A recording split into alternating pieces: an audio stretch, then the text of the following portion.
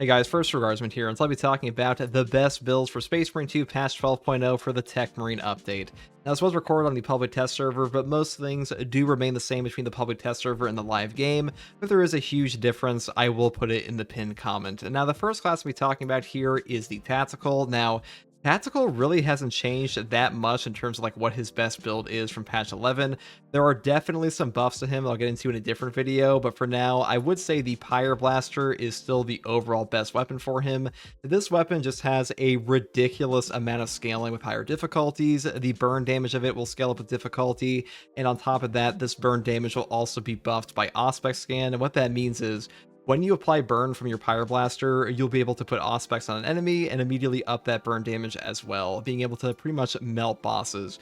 A really powerful weapon, one of the best in the entire game, and the version I've chosen here is the Venting Speed, mainly because the Tactical does have the Emperor's Vengeance perk to give you back ammunition on a percentage for this weapon every 30 seconds on a Majora's or higher kill, which is very powerful and pretty much solves any ammo economy problems you might have. Now, for the perk tree on this, I do take Improved Fast Venting first. Weapons cool 20% faster, moving here into the perk Eternal Flame. Burning time increases by 25%. Burn damage is pretty much all that matters on this weapon, so anything that ups your burn time or ups your burn damage is going to be a must pick in my opinion, which is why we picked this one up first. Moving here into the perk Potent Flame to actually increase our actual burn damage, and moving here into the amazing defensive perk Flame of Ascension. Burning 5 enemies restores 1 armor segment. The cooldown is 30 seconds. Now, the prerequisites to trigger this are very easy to pull off. All you have to do is just light enemies on fire, which is like the fundamental aspect of this gun anyways. So pretty much if you're in a horde, you will be putting this on enemies off cooldown for 1 free armor. And 1 free armor in Space Marine 2 may not seem like a lot on a 30-second cooldown, but it actually adds up quite a bit. And any amount of armor remaining in this game will reduce all incoming melee damage to 0, even from bosses, so way more valuable than it might seem initially. Next perk here is Potent Flame again, moving down here into the perk Flash Burn. Enemies at a distance of less than 10 meters take 20% more damage. Then I pick up the most important perk here, which is Increased Capacity, to go into the perk Flame of Purification. Burning enemies take 20% more melee damage. This perk is incredible. It'll actually apply a debuff to the enemies burned, and that means that this buff will apply to your entire team, not just you. So if you light an enemy on fire like a Carnifex or a Hellbrute, your entire team, including your assault, can take advantage of that for even more damage, which is really, really powerful and one of the best reasons to use this weapon, in my opinion. Now, for the secondary weapon, I do take a Plasma Pistol, mainly because the Plasma Pistol makes up for the big downsides of the Pyre Blaster, which are a lack of stagger and lack of contested health recovery, because the Plasma Pistol, especially the rate of fire variant that we'll get into in a second, has a very high stagger rate and very high CHP recovery, which is perfect for this build. On top of the fact that we can take the perk here, Plasma Boost, which reads when plasma weapons are 30% overheated, their damage increases by 40% and their charge shots use 1 less energy. Now, because of this perk, you are able to take the full benefit of your Plasma Pistol without actually losing anything on the Pyre Blaster, because Balanced Distribution and Crack and Penetrator rounds really don't do a ton for the Pyre Blaster compared to the Plasma here, so you can just take this instead. So, a really strong option and really fun combo. Now, for the perk tree on this, I do take the perk Plasma Collection first, moving here into the perk Rapid Cooling. Then we go into the perk Plasma Collection again, Divine Might, and the main theme here is that you just want ammo on this gun, because unfortunately, the Plasma Pistol is very ammo hungry, so building for ammo is just the smartest bet. The next perk we take is Blast Radius. The damage radius of a charge shot increases by 10%, moving here into the perk Perpetual Velocity. Shots charge 20% faster. Now, shot charge rate is the main reason we take the rate of fire Plasma Pistol variant, because the rate of fire stat here does buff up the charge rate of your gun, and a faster charge rate on the Plasma Pistol is pretty much all that matters. I really would not take the ammo capacity or venting speed versions, mainly because getting your CHP faster and staggering enemies faster and building up to that overheat faster for your Plasma Boost perk is just the most important thing in this weapon, so definitely build into that shot charge speed. Now, next perk here is Sufficient Charge for less ammo usage on our charge shots. Moving down here into the perk Plasma Collection again, and the final perk I take is Perfect Cool. And that's pretty much all there is for the Plasma Pistol setup.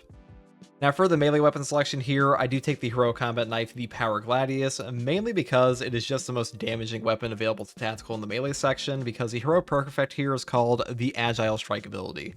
After a perfect dodge, the next melee attack deals 120% more damage and can be stacked up to 3 times. Now, this perk actually has a hidden effect where it will actually have a lingering effect for 1 second after the initial attack. It allows you to do an entire light combo, a skull crusher combo, or a shadow stab. It really is up to you, and there is a lot of utility to this weapon. And really, the Power Gladius is just the best melee weapon for tactical in general because you can straight up one-shot bosses. Pretty cool. Now, for the perk tree on this, I do take Perpetual Strength first, moving here into the perk Kinetic Energy. Each consecutive heavy attack increases heavy attack melee damage by 3% up to 30% for 3 seconds. Really, on this perk tree, we are just building for all damage because damage is all that matters on the Power Gladius, in my opinion. And the next perk here is Perpetual Strength, and Perpetual Strength again for a 10% melee damage increase for that reason. And then I grab the perk here, Heavy Onslaught. Heavy attacks with this weapon deal 15% more melee damage. This will not only buff up your skull crushers and stuff like that, but it'll also buff up your shadow stab ability, which is kind of the whole point. You take a combat knife in the first place, so really great option here, and one of the reasons I just build around this in general. Next perk here is Reeling Blow, up here into the perk Tide of Battle, and the final perk is Terminus Slayer for a 20% damage buff against Terminus level enemies, and mainly because boss killing is like the whole point of this weapon, and I think the Power Gladius is really overperforming against Hellbrutes and Carnifexes in particular because they're quite easy to set up, so hopefully this will help you, and I think this weapon is just the best option overall, like I said before. But if you want to take a different option, you can take a block chainsword, a fencing chainsword, a balance chainsword. You know, it is up to you. They're all pretty decent, and I would build them this way. But if you want to take these, that is a choice you could make. But that's pretty much all there is for the melee selection here. Now, for the tactical perk tree setup, I do take Plasma Boost first. When plasma weapons are 30% overheated, their damage increases by 40%, and their charge shots use 1 less energy. This perk is kind of a no-brainer pickup if you're taking a plasma pistol, mainly because the Pyre Blaster doesn't really benefit a ton from balance distribution anyways, and you will be losing damage on your secondary of this weapon, especially in patch 12, where the primary damage was increased by 15% from 10%, and the secondary weapon damage loss was also increased to 15%, so it's actually worse for you than ever in this patch, and Plasma Boost is just super good for ammo economy and damage. Next perk here is Heightened Vigor. After a perfect time parry, block, or dodge, you will deal 10% more melee and gun strike damage. You don't lose 12 heavy hits, and you cannot be knocked back for 10 seconds. Now, this is one of the best no knockback perks in the game. Now, the way no knockback works in Space Marine 2 is that if an enemy is going to hit you like a sword warrior, when you have this effect active, they will no longer stagger you at all, but attacks that would knock you over completely, like a Carnifex swing, those will still stagger you, you just won't get knocked over, so just keep that in mind. Now, as far as this option goes, getting 10% more melee damage for your Power Gladius is tremendous, can help you one-shot enemies, and overall, this perk is just great for ease of use, which is why I pick it up here. Next perk is Emperor's Vengeance. Killing a majority level or higher enemy restores your preference ammo by 1 magazine, cannot exceed maximum ammo capacity, the cooldown is 30 seconds. This perk pretty much solves all the ammo economy issues you'd have with the Pyre Blaster. Without this, you will definitely run out of ammo eventually, especially on siege mode and stuff like that, so Emperor's Vengeance really is a top tier option for this build, so I would pick it up. Next perk here is Secure Stockpile. Equipment charge stored by 1 for all team members. The cooldown is 60 seconds. This is the best team perk in all of Space Marine 2. It is ridiculous how much value this actually generates. A 60-second Melt-A-Bomb, Crack Grenade, Shock Grenade, even Frag. These things will solve encounters all on their own. If an Extremis spawns on a boss spawn and is like messing you up like a Lictor or Ravener, being able to one-shot them on a 60-second cooldown is kind of ridiculous. So definitely pick this up. It's pretty much the top tier option on any tactical build. Next perk here is Vital Data. Scanning Extremis or Terminus level enemies for Auspex scans charged by 50%. This just gives you more Auspexes versus the enemies you want them against the most, which are Extremis or Terminus, which is why I picked this one up. And next 2 perks here are Precise Calibration and Concentrated Fire. Now, Precise Calibration reads, enemies marked by Auspex scan take an additional 75% damage, but Auspex scan's radius is reduced by 25%. This perk on its own is pretty damn powerful, but when you combine it over here with the perk Concentrated Fire that says Auspex scan zone lasts 60% longer, and enemies marked by the Auspex scan take an additional 120% damage, but they lose the mark when they leave the scanned area, you basically have a 195% damage bonus to your Auspex scan, which is staggering. You can pretty much wipe out a boss spawn in 1 Auspex with like the proper team coordination, and even with your Pyre Blaster, if you apply burn onto an enemy and put down this Auspex on them, they will just melt all on your own. It really is one of the most powerful combos in the entire game, and my preferred personally. And currently, even with this thing that says they lose a mark when they leave the scanned area, this is really not a big issue on bosses because most of the bosses like Carnifex, Neurothorpe, and Hellbrute, They have things that will like stagger them, like the Carnifex will ram into a wall, a Hellbrute will slam down his hammer, or the Neurothrop will scream. That was like the perfect opportunity to place this Auspex down, so really great for that, and like one of the best damage new combos in the entire game. Now, for the signature perk here, I do take Radiant Impact. A melee finisher additionally deals significant area effect damage in a 10-meter radius. The cooldown is 90 seconds. This perk is still by far the best signature perk in the entire game for tactical, and really one of the best in the game, period, because this will basically one-shot any Majoris in a 10-meter radius on a 90-second cooldown. That is incredible on its own, with the amount of times it will like properly bail you out in a boss fight or something like that versus Extremis, because like, let's say, for example, a Carnifex spawns, it is coming to barrel at your face, and there are like 15 warriors around him. Okay, 15 might be an exaggeration, but it's like 5 warriors around him. And you get a single Extremis kill on like the one Ravener that spawned on top of the Carnifex in the Horde. You'll be able to kill the Ravener on top of every Majoris in that 10-meter radius, and that will make your life 10 times easier, because suddenly you have the opportunity to execute more guys after, or you'll also be doing bonus damage to another Extremis or even the boss. So a great perk, by far the best option and the most clutch, certainly. And unfortunately, Signal Jammer kind of sucks, and the perk down here marked for death is just kind of ass, and we kind of got power crept, so just take this one. Now, for the prestige perks we take here, you could take Acuity because the Pyre Blaster does actually trigger this perk, but either way, I really don't think it's worth taking. I would just take Skill Supplier first instead. Then I'd pick up Spare Power, Resilience for more Medicaid Sim healing, and Fortitude for a health increase of 15%, because HP increases in Space Marine 2 are very hard to come by, and it's like one of the only survivability perks on Tactical anyways, so definitely the best pick for sure. And that's pretty much all there is for the Tactical setup. Now, for the Assault class, you have a few powerful options on this guy, but the first weapon we'll be talking about is the Block Power Fist. Now, the Block Power Fist is one of the strongest, if not the strongest melee weapon in the entire game of Space Marine 2, mainly because it just has a ridiculous amount of charge attack damage. The 1+ speed here on this weapon does not affect the charge rate of your charge attacks at all, so you're pretty much just able to get full damage with no downside, which is pretty insane. That's what makes this weapon one of the best in the game. Now, for the perk tree on this, we do take Perpetual Strength first when we hear into the perk Heavy Preparation. Heavy attack preparation time is reduced by 30%. When you are playing the Power Fist, you pretty much always pick this perk up, because the big thing about the Power Fist is that, for the most part, you will be trading with enemies on your charge attacks, and what that means is you're trying to basically trade damage to get a free execute and get all that HP back. Having a lower preparation time on this weapon will make that significantly easier, which is why you pretty much always pick this up. Next perk here is Perpetual Strength, and Perpetual Strength again for a 10% melee damage increase. Then we move over here into the perk Focused Intention. When your health is below 30%, you will take 50% less health damage while preparing heavy attacks. This will affect the charge attacks that you are doing. So basically what happens is, when you are trading with an enemy, you will be charging up your charge attack, you will drop to a very low HP, and because of this perk, you will not die at that low HP. Then you will do your charge attack, get the execute, and get all of your HP back. Rinse and repeat. That is what makes this weapon so strong. This is one of the best damage reduction perks in the entire game for that reason, because a 50% health damage reduction at below 30% HP is incredible on its own, but in Space Marine 2, when you drop below 25% HP, you already have a base ramping damage reduction, and that will stack with this. So you are incredibly tanky while charging up your heavy attacks on this weapon, and this perk is pretty much a must take. Now, the next perk I take here is Tide of Battle. Power Wave forward distance increases from 4 to 8 meters. Applies to the following attacks: Thrust Jab, Back Fist, Hammer Hook, Back Fist 2, and Thrust Jab 2. This perk's description is actually incorrect. It will take your Power Wave forward distance from 10 to 20 meters, actually, which pretty much just turns your Power Fist into a ranged weapon. The heavy attacks on the Power Fist, especially the charged ones, they will function as just a ranged weapon, so you need to keep that in mind. If you see a Zoanthrope like floating above you and stuff like that, you will be able to just punch them out of the air if you are basically targeting them properly with like a forward punch. It's a little bit hard to pull off, but the range on this weapon is like the best thing about it. Now, the next perk down here is Strength of Will. While performing a heavy attack, you will take 20% less range damage.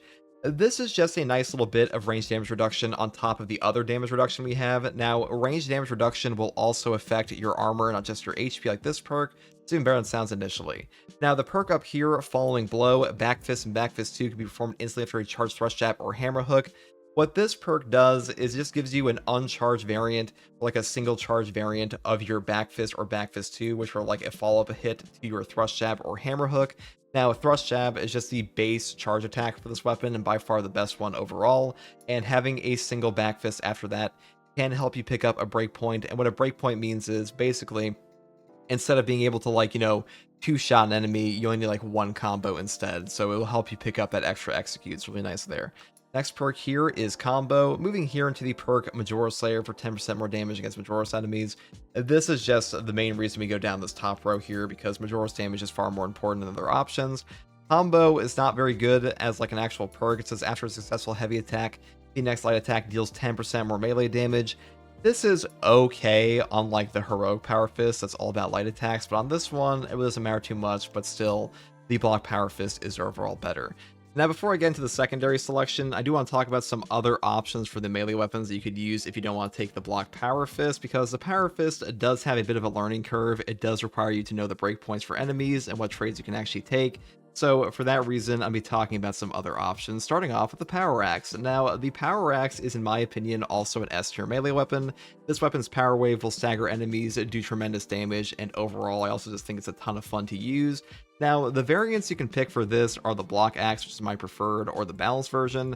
But really, on this build, we do want damage, and in patch 12, all the balanced weapons did get a base damage buff, and this also goes for the Power Fist as well.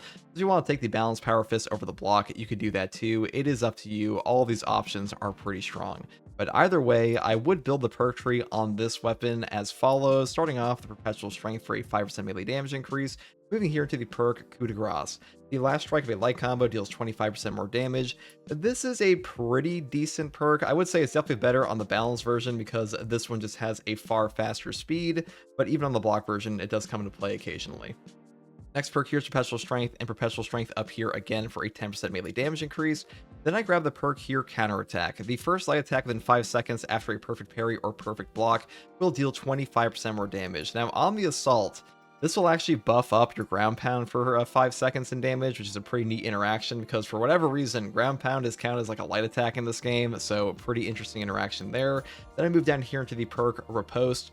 Overhead strike damage after performing a power backstep is doubled. So what this does is basically on the Power Axe, when you use your Power Wave, which is your charge attack after a parry, you will be able to hold down your attack button again, and your melee attack button, I mean, and you'll immediately go into this overhead strike. And the one immediately out of your Power Wave will have a double damage from this perk, which is actually very strong because the overhead strikes on this weapon are already pretty decent. So I actually like this combo quite a bit, because it does help you pick up some breakpoints you may not otherwise hit. Now, the next perk here is Hard Target. While performing a light combo, you'll take 15% less range damage. This perk is pretty decent. Once again, this is a light combo perk, and those are usually better on the balanced version. So if you want to pick up this one for that reason, I can't blame you. But today we're taking Block, and we move here into the perk Tactical Retreat. Power Backstep deals 25% more damage. This perk is incredible. The Power Backstep is just like the Power Wave you shoot out after a perfect parry. Very powerful option, one of the best reasons to use the Power Axe in general, and having 25% more damage on that is incredible. Then move up here into the perk Power Wave. Power Backstep Wave damages more enemies. What this does is it changes the angle of your Power Backstep Wave, which just gives you the full damage on more enemies. And you actually hit things like Zoanthropes out of the air sometimes, like the proper setup. So a really good perk here as well. It's very similar to the Xenophase Blade effect, where your Power Rake this has like a different radius, so pretty good for that, or a different angle, I should say. Next perk here is Cleaver. Damage increases by 10% against Majora's level and higher enemies.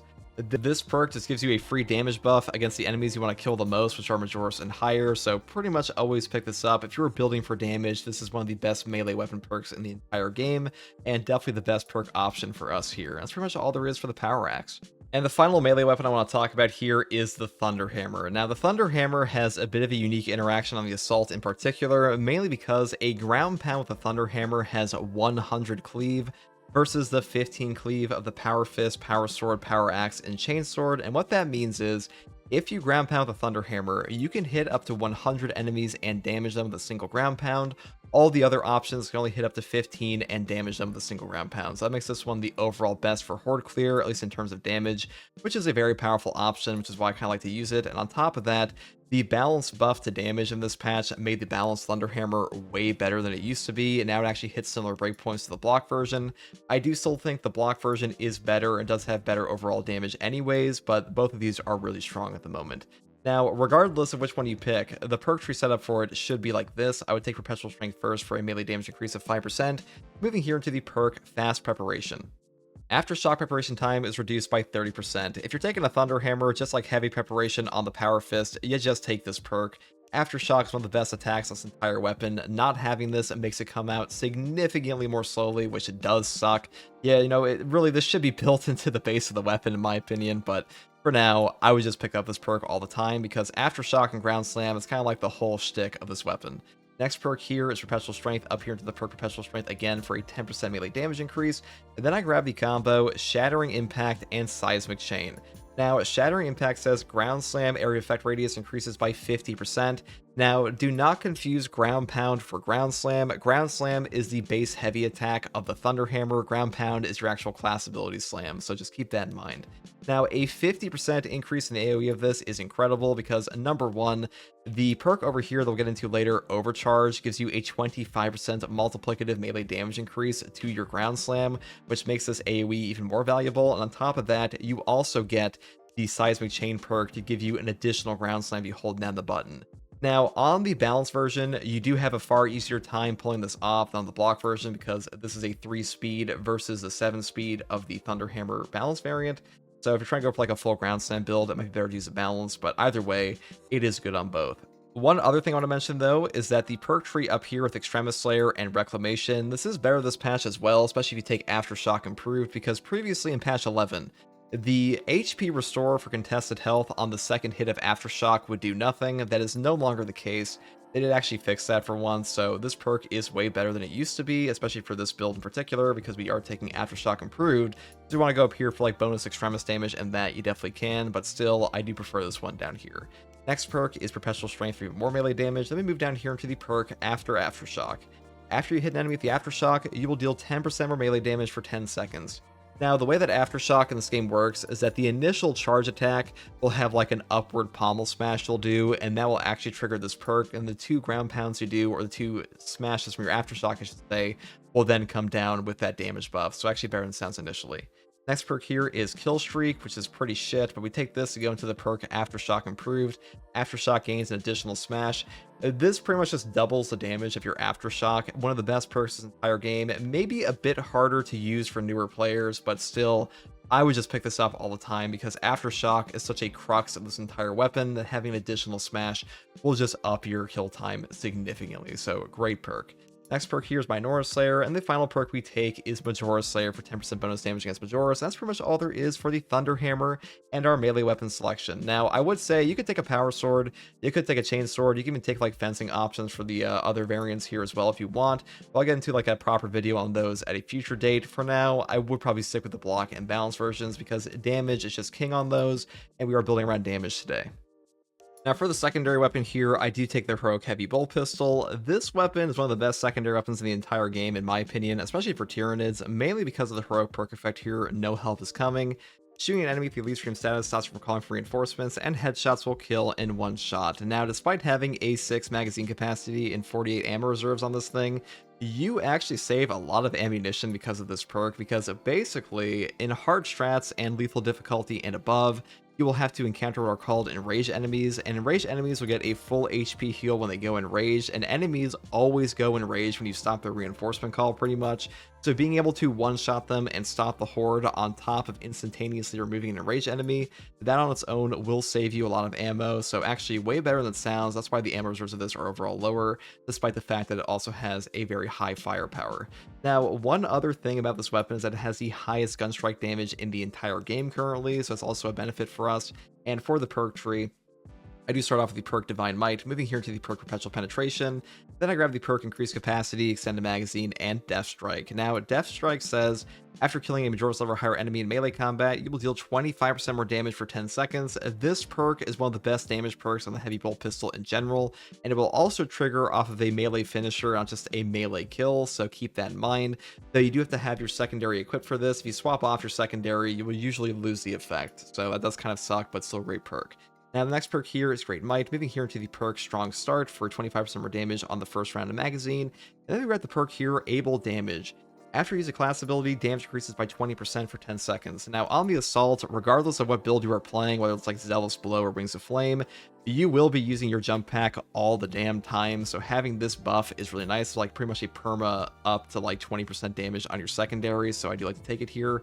Though the top tree with Headhunter and Discipline are also good, it is up to you. I just prefer this one on this build. Next perk is Home Precision, up here into the perk Gunstrike Reload to instantaneously reload our weapon on a gunstrike. Then I grab the final perk, Tactical Precision. Headshots will deal 20% more damage, non-headshot damage decreases by 10%.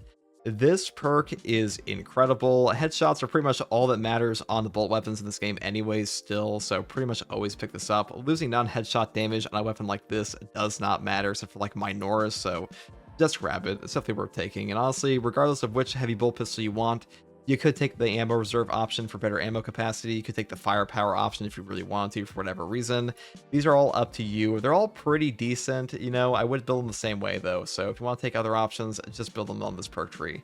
Now, other options for your secondary in general would be things like the Rate of Fire Plasma Pistol. Again, this weapon is really good in Assault because Assault is stuck to only a secondary, so having very high CHP recovery is even better here than it is on Tactical. So if you want that, you definitely could pick this one up. And once again, Rate of Fire is just the way to go because charge speed is everything for your health recovery.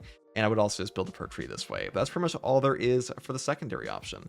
Now, for our perk tree on this build, we do take the perk Overcharge first. Damage from held and charged melee attacks increases by 25%. This perk is just incredible. It's probably the single best melee damage perk in the entire game, mainly because it is a 25% multiplicative melee damage increase to pretty much every strong attack in the entire game. And that allows you to one-shot off a charge attack with your Power Fist, one-shot combo off a Power Axe Overcharge, and one-shot off of things like Aftershock on the Thunder Hammer. Really powerful perk, though I will say Armor Reinforcement down here is overall safer because you do have a 50% increased dodge window on your Assault here. So even if you're taking like a block weapon, having Armor Reinforcement is still a very good option because having armor back on every single non-finisher gunstrike does make your game significantly easier. This is a very forgiving perk, one of the best survivability perks in the game anyways, especially for Tyranids, because any amount of armor remaining in Space Marine 2 will reduce all incoming melee damage to 0, even from bosses, so having this perk will just save you a ton of HP. But you know what also saves you HP? Killing every enemy in front of you, which is why I take this perk instead. Next perk here is Consecutive Execution. Killing 7 enemies in rapid succession restores equipment charged by 1. The cooldown is 90 seconds. This perk will just give you 90-second melt-the-bombs, crack grenades, shock grenades, and frags. One of the best options in the entire game. And in my opinion, I still think this is the best perk in this entire column, even though Defense Mechanism and Auxiliary Arsenal are very powerful. You could take these if you want to. Defense Mechanism especially is better for survivability on this class. I know a lot of people do struggle with that in Assault, so if you want to pick this up for like ease of use or even like this on top of Armor Reinforcement, you definitely could. You are losing a bit of damage, but you know, that is up to you as well.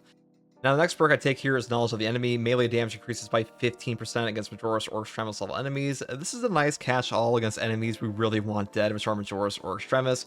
Does kind of suck this does not affect the Terminus level enemies. We have a better perk for that later anyways. Still though, I would pick this up. I think it's overall the best in this column, at least for this build. Active Attrition is pretty decent. Perseverance is nice for trading, but I still prefer this one. Next perk is Strategic Strikes. All team members deal 20% more melee damage against Extremis and Terminus level enemies. This perk is incredible for upping your damage even further, especially for ground pounds. Getting a 20% buff on top of the Overcharge buff, on top of the Knowledge of the Enemy buff, your melee damage on this class just kind of gets ridiculous, especially for ground pounds. So I do like this one, though I would say Proven Efficiency is also quite strong for gunstrike damage. Next perk here is Smiting Angel into the Zealous Blow perk, into the Pride and Duty perk for the ultimate ground pound combo. Now, Zealous Blow is the crux of this entire build here, at least for Horde Clear. This one says a ground pound kill restores jump packs charged by 10%. What this means is every single kill on the Minoris you get when you are ground pounding will restore 10% of your jump pack. That can fully recharge your jump pack over and over again in a Minoris swarm, and pretty much lets you infinitely jump into a pack as long as there are Minoris around. And that's why we take the perks up here like Smiting Angel and Pride and Duty, because these just enable us to actually kill those Minoris, especially in like harder difficulties like hard stratagems, and a 50% buff total to your ground pound damage is very nice, which is why I like to have these. And Pride and Duty in particular, this one says after a finisher, Ground pound deals 25% more damage for 10 seconds. This can be reapplied over and over before the 10 seconds are up. And on top of that, all you have to do is just like gun strike on Minoris to trigger this. So it's pretty much up all the time, which is why I do prefer this over perks like Diligence. Also, one more thing I do want to mention, I get asked all the time, is that your ground pound charge does nothing to improve your damage unless you take this perk. So there is no point in you charging up your ground pound unless you take Diligence, so just keep that in mind. A lot of people are unaware of that, so I decided I mention it here. Now, final perk here for the Cinder Tree is Ample Ammunition. Any use of Jump Pack reloads the equipped ranged weapon, increases damage by 50% for 10 seconds. This perk is a really nice range damage buff, and this will also stack with our perk over here, Able Damage, to give us a 70% total damage increase every time we jump pack. And since we are jump packing all the time as Zealous Blow, it's just like a free damage buff. And also some weapons in this game, like the Inferno Pistol, have like a 7 business day reload speed, which does just suck ass, so having this can help out a ton. Though I would say if you want to have more jump pack dash opportunities, you could take the commitment perk here. There are some interesting interactions you can do. There is a new perk in this game now called Strong Strike that gives you an ability back by 1 charge when you have a jump pack dash attack actually land on an enemy with a cooldown of 10 seconds. You can technically use this to like do a commitment for free, get that jump pack dash back, and then hit them with the dash attack to get both charges back, but that's a little bit hard to do for most players. I think Smiting Angel is more practical for the majority of the player base, but we're building around it today. But if you want to do that, you definitely could.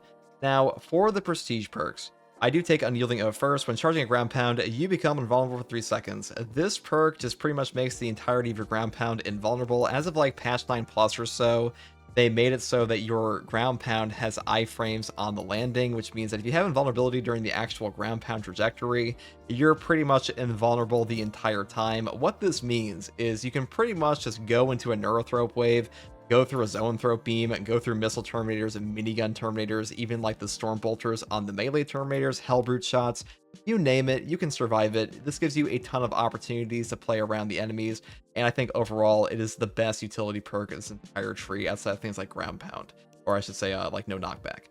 So definitely pick this one up, and all you have to do to actually trigger this is just hold down your ground pound button for like a split second, so really easy to trigger. Now the next perk I take here is Fortitude. Health increases by 15%.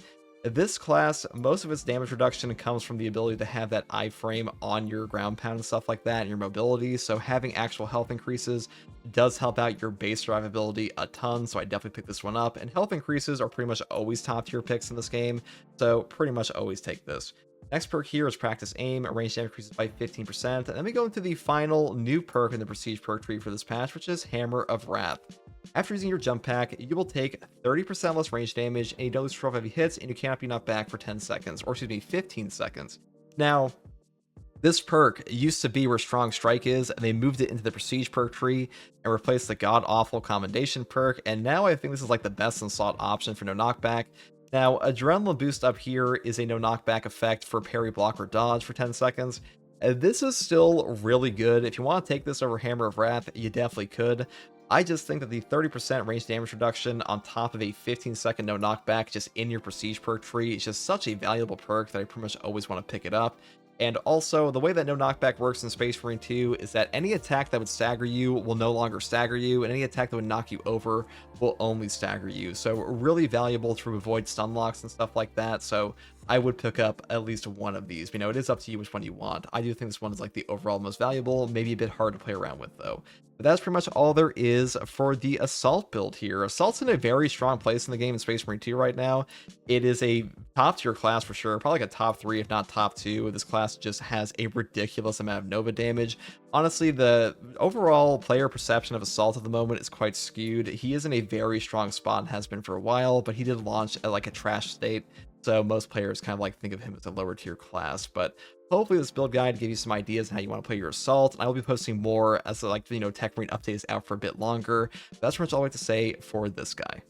And this brings us to the Vanguard class. Now, Vanguard is pretty much the same as he was in patch 11. Not a ton has changed, and he is still a zone of impact tactical prowess machine.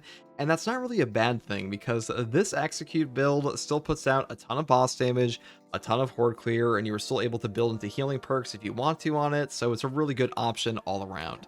Now, for my weapon selection here, I do take the Melter Rifle range variant.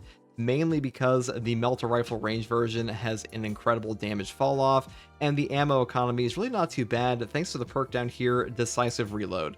Performing a finisher on a resource level or higher enemy with this weapon restores ammo by 1.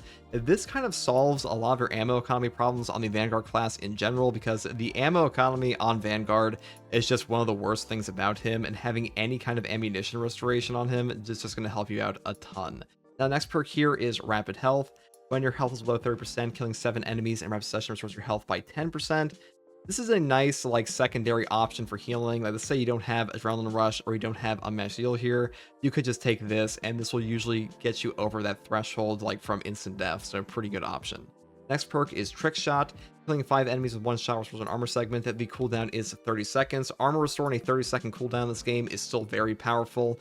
This may not be as good as the Pyroblasters Flame of Ascension that just has you burning 5 enemies to get 1 armor back on a 30-second cooldown, but it is still pretty damn powerful and still a great option for Minora's clearing, especially on Chaos, where cultists just get 1 shot no matter what. Next perk here is Great Might for 10% bonus damage against Terminus. Moving here into the perk Divine Might for a damage increase of 10%. Then we grab Extended Magazine, the perk First Shot. The first shot for reload deals 10% more damage. Into the perk here, Retaliation for 25% more damage on a perfect dodge for 10 seconds. And the final perk is Perpetual Fire. Fire increases by 10%. That's pretty much all there is for the Melter Rifle build. Now, I would say this is probably the best overall for like any variant of the Melter Rifle. I think that Trick Shot, Rapid Health, and Decisive Reload down the bottom are just like the 3 best perks of the entire tree anyways. So picking these up is just the best option overall, in my opinion. Now, some other options you could take on this build would be like the Bolt Carbine Marksman variant. I would set it up this way on the ammo version, because in patch 12, the base damage of this Marksman Carbine got buffed a lot. It is way better now. It's actually very similar in damage to the ×2 headshot multiplier version, which is pretty damn cool to see, because I actually like this one a lot more. Having like a 40 round magazine capacity on this is super nice for a Vanguard especially, and having like a base ammo of 300 with high per shot damage on headshots, it just helps out its ammo economy a ton. Now, other options include a Heroic Instigator. This weapon does a ton of damage.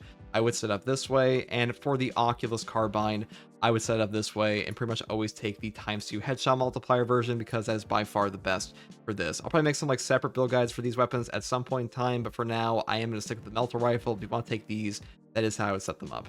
Now, for the secondary option, I do take a Heavy Bolt Pistol ammo reserve option here, because even though we do kind of solve our ammo economy issues on the Melter Rifle, I do like to have better ammo reserves on my Heavy Bolt Pistol, just in case I'm fighting things like a Zoanthrope or a Neurothrope, where that extra ammunition can help us a ton. And for the weapon perk tree here, I do start off with the perk Divine Might, into the perk Perpetual Penetration, going to increase capacity, Extended Magazine, and Death Strike. After killing a majority level or higher enemy in melee combat, you will deal 25% more damage for 10 seconds. This is just a free damage increase. All you have to do to actually trigger this is just have a melee finisher of any kind, not just a melee kill, so really easy to pull off. And next perk here is Great Might, into the perk Strong Start, and able damage again, just like the Assault class, because after using a class ability, damage increases by 20% for 10 seconds. On the Vanguard, especially with the perk Tactical Prowess that refunds your grapnel every time you execute an enemy with 33% or less HP, you will have a very easy time triggering this perk over and over for a 20% damage buff, so really nice option there. Next perk here is Home Precision, up here into the perk Gunstrike Reload, and the final perk is, of course, Tactical Precision for 20% more damage on your headshots, and non-headshot damage decreasing by 10%, because headshot damage is pretty much all that matters on this weapon. Now, if you want to take an Inferno Pistol for like whatever godforsaken reason, you could do that. I'd probably just take like the Rate of Fire version on a Vanguard, just because he does benefit from like that faster fire speed, and the ammo economy is not too bad. And if you want to take the Heroic Heavy Bolt Pistol, you know, you could definitely take this option too. I would just build it the same way. That is up to you. Now, for the melee weapon here, I do take a Power Axe on the fencing variant, mainly because the Power Axe just has incredible synergy with the Vanguard, because the grapnel launcher has a 10-meter distance requirement, and the Power Axe will move your character backwards on a power backstep and damage the enemy. So there are two things going on here.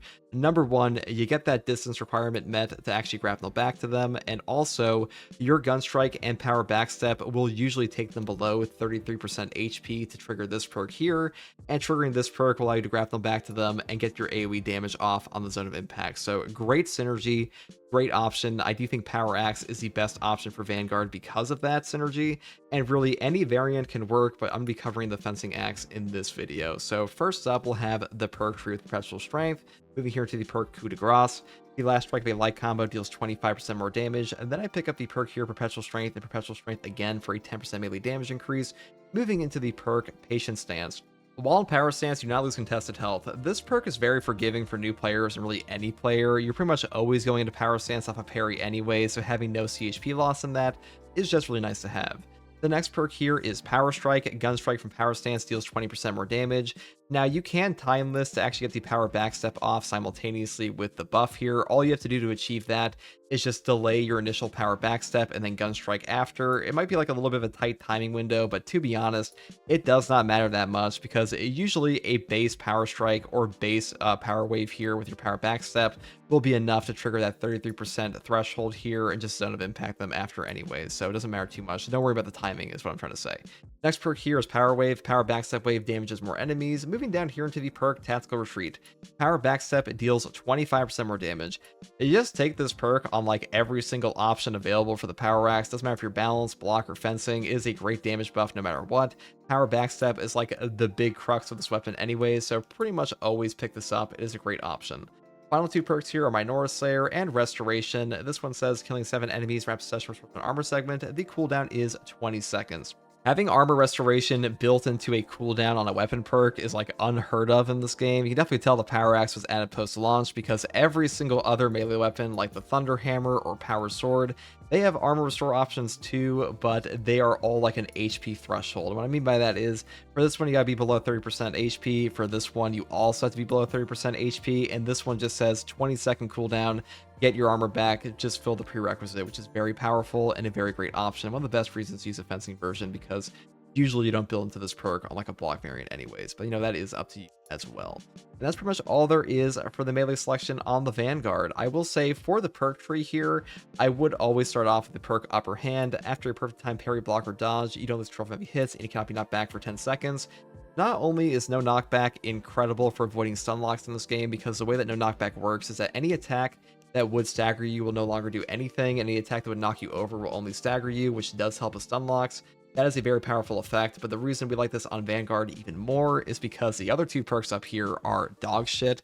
Moving Target is just a terrible ability, and the perk here, Melee Mastery, is not like fundamentally bad, but it is broken currently because this is supposed to be a multiplicative damage increase, but like if we look over on the Sniper class, he also has Melee Mastery for a 20% melee damage buff, which is actually higher than the Vanguard. Currently, Sniper has more melee damage than Vanguard does, which is like absolutely hilarious. So hopefully they fix this perk one day because not only is the damage calculation broken, but also the actual damage buff is just way too weak. So I would pick up Upper Hand instead.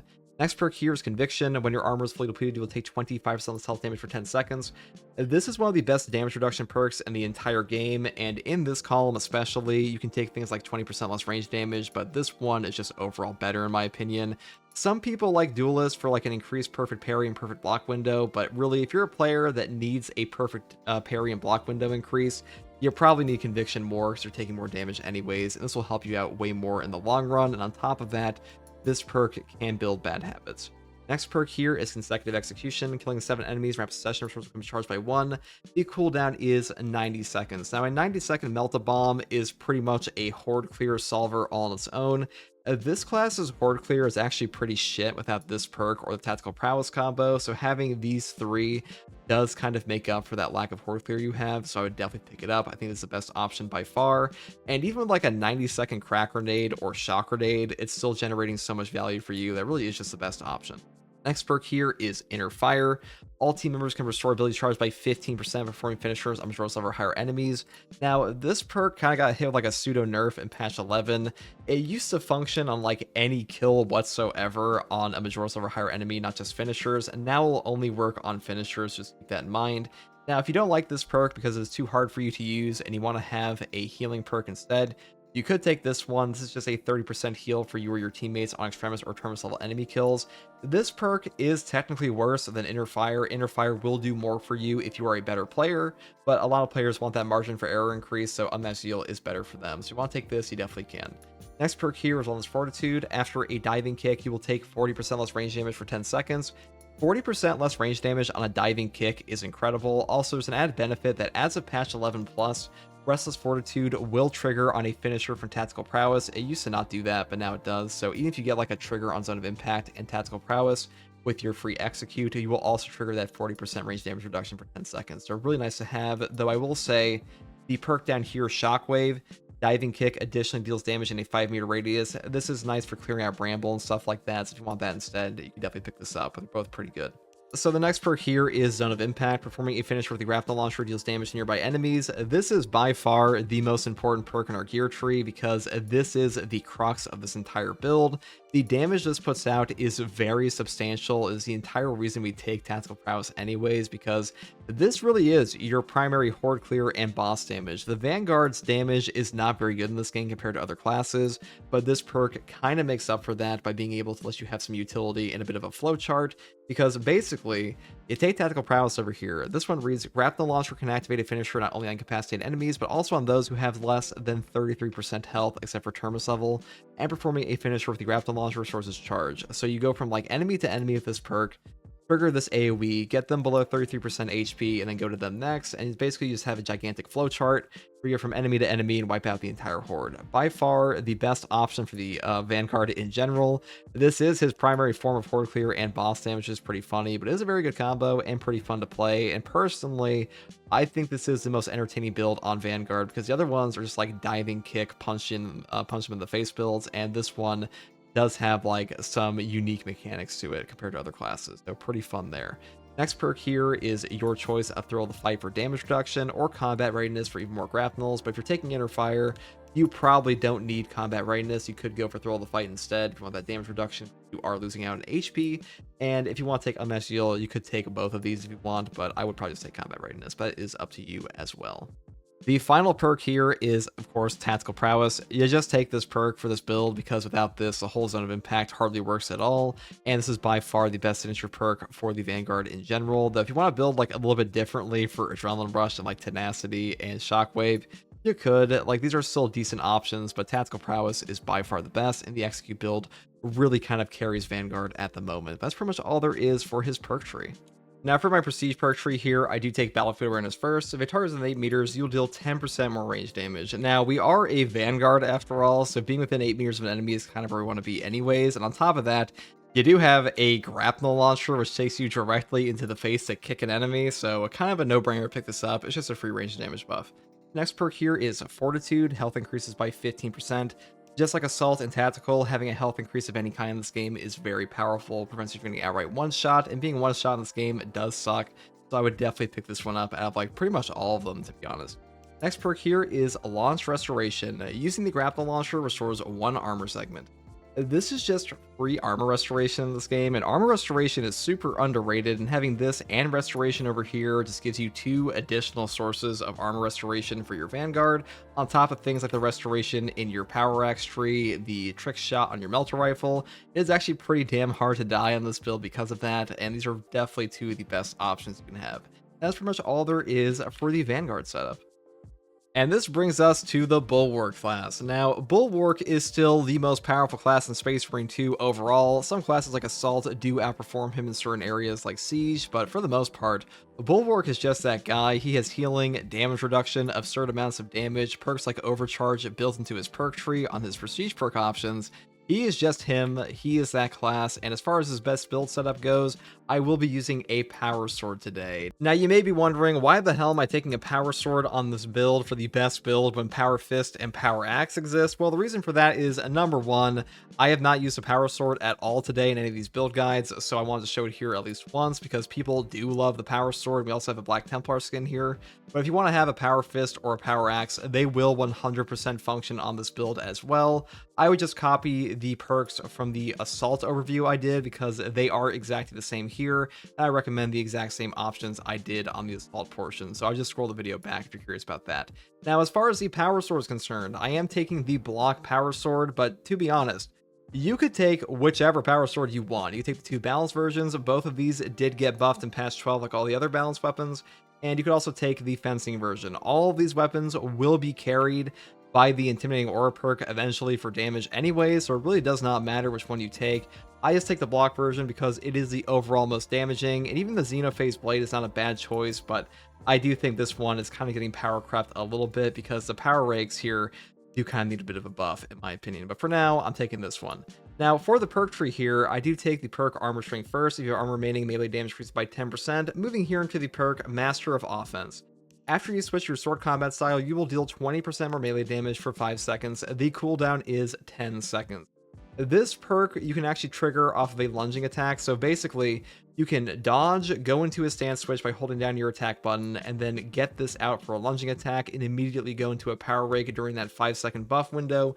Really easy to pull off some free damage, which is why I prefer it. And it's also here in the Armored Strength perk, which I also prefer over Perpetual Strength on this build for reasons I'll get into later.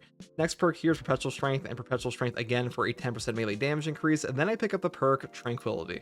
While in power roll stance, you don't lose control of heavy hits, and you cannot be knocked back. Now, this is a pretty nice bit of redundancy here for power whirl, though I will be honest, the no knockback perks on Bulwark like Merciless Resolve or Armored Advance are already so strong on their own that you really don't need this, but you do pick this up to go into the far more important perk, which is Melee Onslaught for a 10% melee damage buff, and then move here into the perk Hard Target once again, just like the Power Axe. While performing a light combo, you will take 15% less range damage. This is obviously better on variants that use a light combo more, like the Balanced or Fencing, but even here on the block version, it's not bad at all. And we have to take this one anyways to move into the best perk in this whole tree, which is Cutting Edge. Power Rake deals 50% more melee damage. This perk is just the best perk because 50% more melee damage on the Power Rake is 50% more melee damage to the best ability the Power Sword has in general. It is a very strong option, far better than the one up here, Reeling Blow, because this one says enemies hit by Power Rake deal 40% less damage for 8 seconds, and the cooldown is 15 seconds. This perk is not like horrific. This one is just way better because a 50% damage buff, guys. Power Rake just carries a Power Sword anyways, so just take this one. Kind of the unfortunate truth, but that's just the way it is on the Power Sword for now.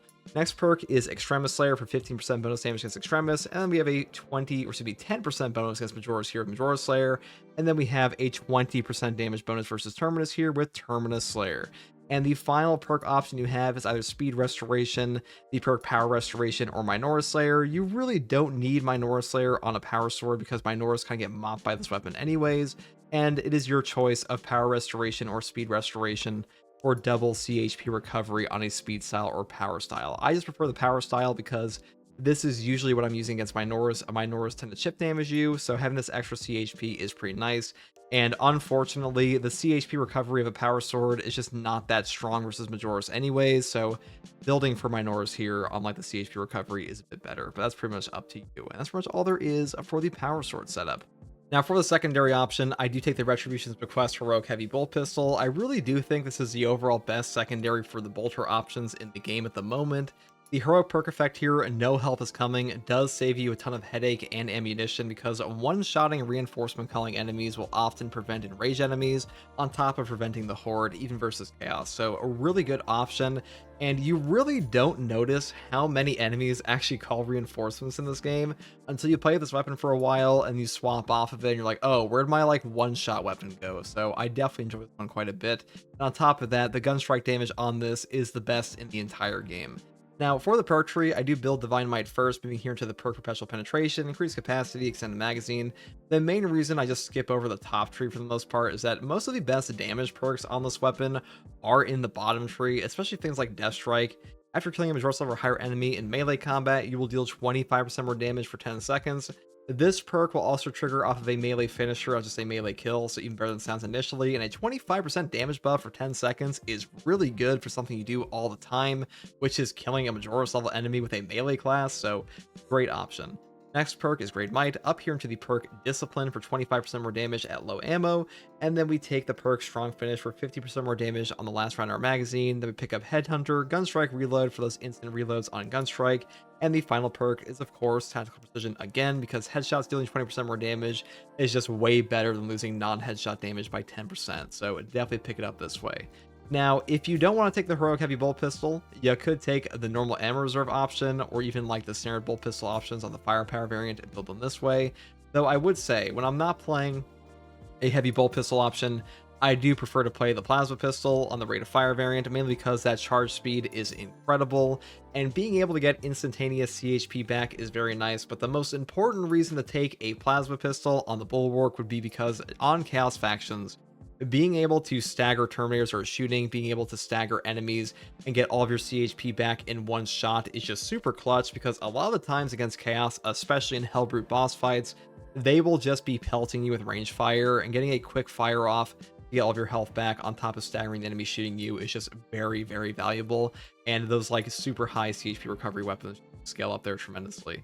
And for the perk tree, I would just set up this way, same way as like Assault and the Tactical class earlier. You know, it is up to you. You could take this on Tyranids. I kind of prefer not to, only because I play on myself a lot, and when I'm fighting Zoanthropes or Neurothropes, they just do not die to this thing pretty much at all. I just prefer the heavy bolt pistol for that reason. But you know, once again, that is up to you. If you want to take this versus Tyranids, you definitely could. But that's pretty much all there is for the secondary either way.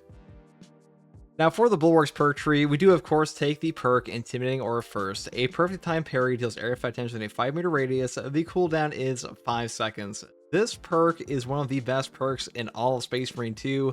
The amount of damage this puts out for free pretty much is kind of ridiculous. In fact, this perk practically carries some builds and weapons in this game.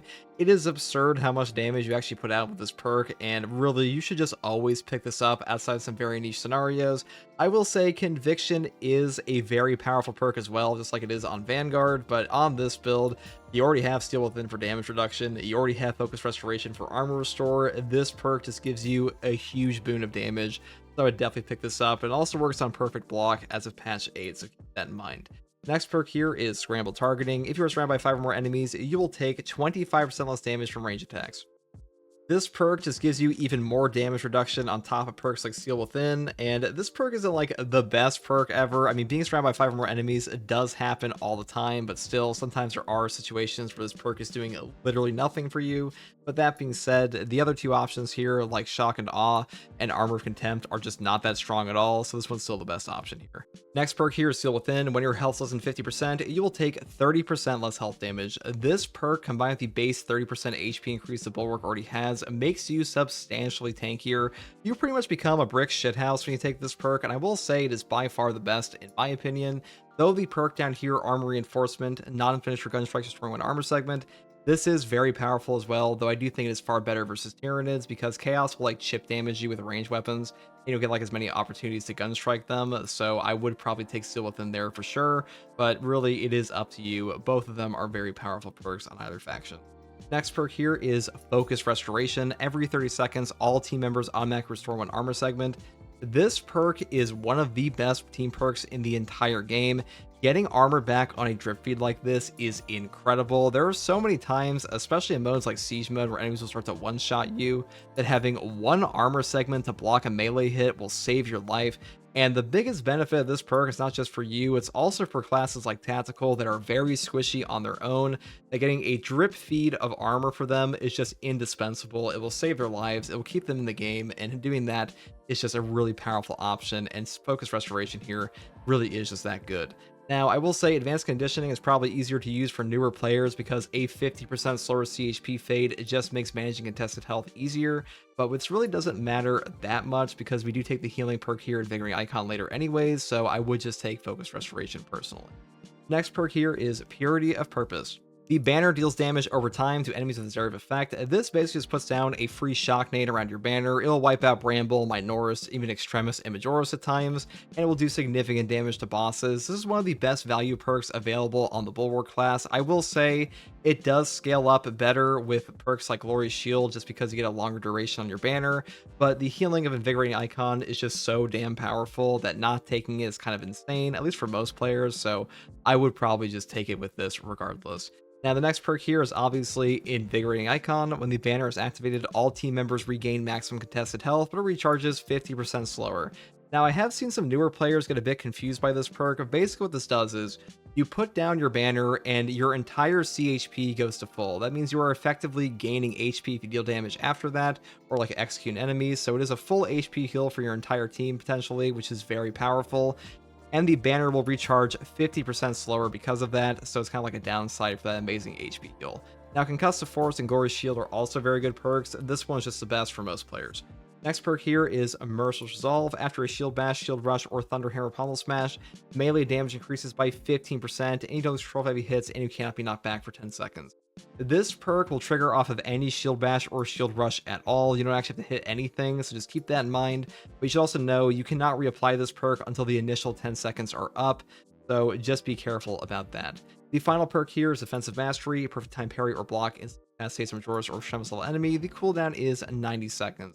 This perk may not sound that good initially, but a 90-second cooldown on one-shotting a Ravener, a Lictor, Melee Terminator, Missile Terminator, or even a Biovore is incredible in this game. The ability to just get rid of that is just such a valuable option for you, and even though it has a 90-second cooldown, when you want this to work, sometimes it will just save your life in a boss fight, and boss fights are already the hardest part of Space Marine 2 anyway, so anything that makes those easier can be a top tier option. So great perk. Pretty much always grab this one unless you don't have the perk over here for no knockback, in which case I would take Armored Advance instead. That is up to you. Now for our prestige perk list, you do have a few options here. Now number 1, Auxiliary Reload. Melee kills of Extremis level or higher enemies destroy secondary weapons ammo by 1 magazine. This perk is very strong. I will say though that I wouldn't take this on the heavy bolt pistol options. It is far better on the plasma pistol because the plasma pistol is a percentage based restore. Meanwhile, heavy bolt pistols will only give you back like a magazine, and a magazine for that is like what, 8 shots on our heroic heavy bolt pistol here, or like 14 or maybe like 17 potentially, depending on what perks you take. That's not terrible, but it's definitely way better here on this weapon, so I would definitely pick it up for this or like a Neovolkite. Now for the other options you have here, you can take Resilience. Medicate Sim restores 40% more HP. This perk is actually underrated. This just makes the pickup economy of the game a bit better. Your stims become more valuable, and usually on a Bulwark, if you have this perk and 1 stim on top of like Steel Within and Invigorating Icon, it is very hard to die. I mean, it's already hard to die, but it's extra hard to die because you pop a stim and you're basically at full HP immediately, which is pretty nuts on its own. And your HP is worth so much on Bulwark because you do have all that damage reduction, you do have that base HP increase, and stims will heal you the same percentage no matter what on top of this, regardless of your total HP, so really, really good. Next perk here is Overcharge. Held in charge attack damage increases by 20%. Now, I've talked about this in this video a few times. Overcharge is a multiplicative melee damage increase to the heaviest hitting attacks available in Space Marine 2 for melee weapons. You just take this perk. This perk is kind of insane for a prestige perk, but that's just the way it is. Bulwark gets this perk for free. Meanwhile, Assault has to like build into it, and so does Techmarine, but that's just the way it is. Bulwark's built different. He gets freebies, and it's just one of them. Next perk here is Powerful Shot. Range damage increases by 20%. This is a pretty nice perk, really good for like popping open zoanthropes and stuff like that. Though I will say, if you want to skip this for like Masterful Defense and take these 3 instead, you definitely could. That is up to you, but either way, I would probably never swap out the next perk, which is Masterful Defense. Ability charge restored by 1% for every blocked range attack. This is just a god tier CDR perk in Space Marine 2. If you are fighting Chaos and blocking a like minigun Terminator and they're just shooting you in the shield, you will pretty much get a full banner almost back. Actually, you will straight up get a full banner if you aren't taking Invigorating Icon, because you do have that 50% slower CDR on this because of the Invigorating Icon healing perk. But if you take a normal one like Glorious Shield or Concussive Force, you will just get your entire banner back off of like 1 block from a minigun, which is pretty hilarious. And even on Tyranids, where this is less valuable, it's still very strong because any CDR in a horde shooter like this, especially for a class ability as strong as Chapter Banner, is going to be top tier, and this is no different. Now, one perk I kind of like here is Standard Bearer. When Chapter Banner activates, you become invulnerable to damage for 2 seconds. This perk is pretty cool. There's like a bit of a hidden effect here where invulnerability in Space Marine 2 will make you completely immune to knockback. And what that means is you can plant your banner down, you will get all of your HP back from the contested health here, pretty much have a guaranteed opportunity to recover your HP because of that invulnerability. And on top of that, if you're taking things like a Thunder Hammer for whatever reason, you can also get Aftershocks off for free. So pretty cool synergy there. That's pretty much all there is for the Prestige perk tree. I probably wouldn't take in Bold and Stand because this perk's very redundant with all the other options for no knockback on all the classes. But as far as the Bulwark is concerned, that's pretty much everything I have to say about this build. And I do think this is the overall best setup for him currently. And the only options I would say are like maybe particularly better are like Conviction if you swap out for certain builds, or like Concussive Force for a Shield Bash. But, that is up to you. I'll probably make guides on those eventually. That's pretty much all there is for this class. And this brings us to the Sniper class. Now, Sniper is the premier single target damage class of this game. His single target range damage is top tier, and so is his melee damage. In fact, His melee damage is probably way higher than most people would expect from a sniper class, but that being said, his best build is also not remotely his easiest, so I will give him a second option here to show you guys after we go through this one, which is the Heroic Bolt Sniper Rifle. Now, the Heroic Bolt Sniper has a base firepower of 6, which is lower than the Relic tier options here by a substantial amount, but the way it makes up for that is with a ×10 headshot multiplier, which means this is actually the heaviest hitting bolt sniper rifle in the game as long as you hit headshots, and on top of that, the heroic perk effect here is called Replenishing Hit. After performing a headshot, one round is automatically reloaded into the weapon, so this just means that as long as you keep hitting your headshots, you will have infinite ammo. Now, the downside of this perk is that this weapon, on top of everything else we've talked about, does not benefit at all from perks like Reloaded Restoration that give him ammo back, or perks in your Prestige perk tree like Versatile Precision. So the only way to get ammunition back on this weapon is with this perk here. Now, there are some bugged interactions with Replenishing Hit. Number one, if you have this weapon equipped and you execute a Tyrannid while surrounded by Minoris and you Synapse Burst those Minoris, you will actually replenish ammo off of this perk because for whatever reason, it does count as a headshot kill. And another way is by double penetrating a single enemy in the head. So like you shoot one Tyrannid and then shoot through another Tyrannid at the same time. You will get like 2 shots back instead of 1 for a single shot, which is pretty nice. But that's like the only way to get back ammo on this weapon. Now, as far as the perk tree on this goes, I do take Extended Magazine first. This does up your ammunition to 4 instead of 3, which is a pretty substantial increase. Moving here to the perk Divine Might for a 10% damage increase. Then we pick up the perk Finish for Reload, down to Adamantine Grip for more recoil control. And then we go here into the perk Unwavering Resolve. After reloading while having low ammo, damage increases by 25% for 5 seconds. This weapon gets the low ammo all the time, so pretty nice damage buff here. Moving here into the perk Headhunter as well. Increased capacity to take our magazine, or excuse me, our ammo reserves from 3 to 4 as well. And then we go here into the perk Strong Start. First round of magazine deals 25% more damage. This perk actually helps you hit some breakpoints at times, especially versus melee warriors, because the big thing about the Heroic Bolt Sniper that makes it so good is that it gives you the luxury of taking Power Gladius for melee damage simultaneously with perks like Tactical Ambush, and you will still hit breakpoints to one-shot Tyrannid warriors into execute without taking targeted shots, so a really powerful option for that reason. Now the next perk here is Cleaving Fire. Moving here into the perk Recoupment.